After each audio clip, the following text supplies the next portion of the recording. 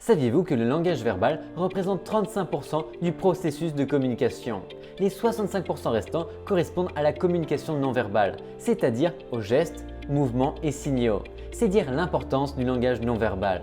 Le langage non verbal est l'information que nous transmettons sans utiliser de mots. Il comporte trois parties que nous pouvons distinguer. Celles formées par les gestes, mouvements des mains, posture, regard, le ton de la voix, la vitesse d'élocution, la distance personnelle dont nous avons besoin pour nous sentir en confiance.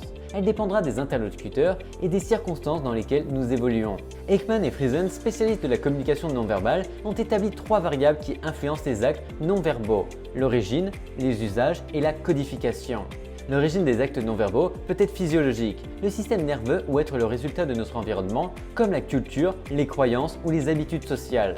Les actes non verbaux peuvent être utilisés pour renforcer, répéter ou illustrer un message non verbal. Le message verbal ou non verbal envoyé par notre corps peut être sans rapport avec le message oral, voire le contredire. Par exemple, lorsque nous parlons au téléphone, il est courant de faire des gestes inconsciemment, même si notre interlocuteur ne nous regarde pas. D'autre part, si nous croisons les bras pendant une conversation, c'est peut-être parce que nous avons froid ou que nous sommes mal à l'aise.